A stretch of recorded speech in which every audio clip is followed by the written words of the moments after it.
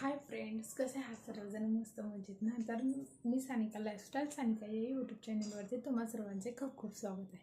तर आज मी तुम्हाला महिन्याचा किराणा कसा आपण स्टोअर करून ठेवला पाहिजे व काही टिप्स व तो कसं आपण व्यवस्थित महिनाभर वापरलं पाहिजे याच्या आज मी माझा किराणा कसा महिनाभर भरून ठेवते ते मी तुम्हाला दाखवणार आहे व्हिडिओमध्ये. तर तुम्ही ते नक्की बघा.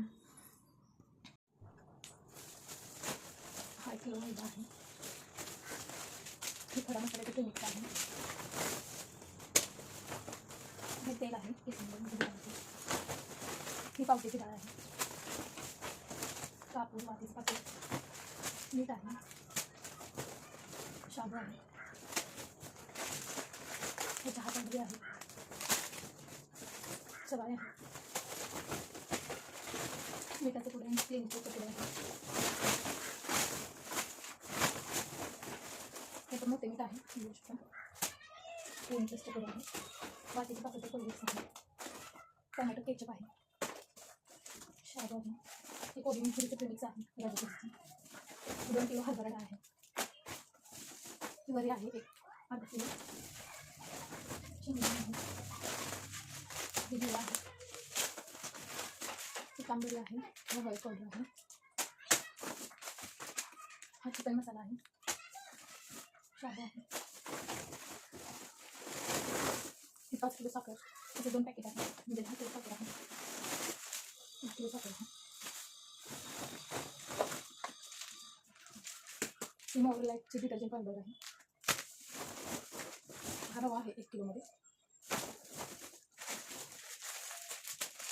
हे 2 लाल तिखट आहेत, हे पण कोलगेट्स आहे, हा पावभाजी मसाला आहे 700, हे पण कोलगेट आहे,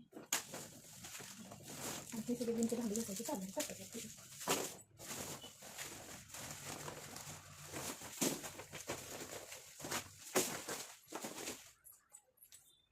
तर हा सगळा माझा महिन्याचा किराणा आहे.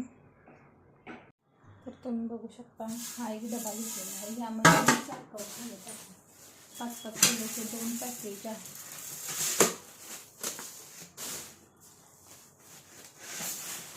म्हणजे महिनाभर आपल्याला साखराचं टेन्शन नाही. तर तो ह्यांच्या डब्यामध्ये आपण शेंगदाणे स्टोअर करून ठेवलेले आहेत, 2 किलो शेंगदाणे आहेत ते,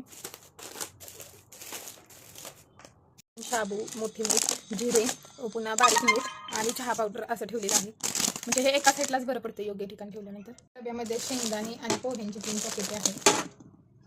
डब्यामध्ये फरसाणे, चिप्स वगैरे खायचं सामान ठेवलेलं आहे. आता जे हे पावट्याची डाळ म्हणा किंवा चवाळी म्हणा किंवा हरभऱ्याची डाळ, मैदा, हे मसाले, रवा, सॉस, हे सगळं आहे ना, हे मी फ्रीजमध्ये स्टोअर करून ठेवणार आहे. का तर त्यामध्ये कीड, आळ्या जाळ्या होऊ नये म्हणून ते आपण फ्रीजमध्ये स्टोअर करून ठेवू.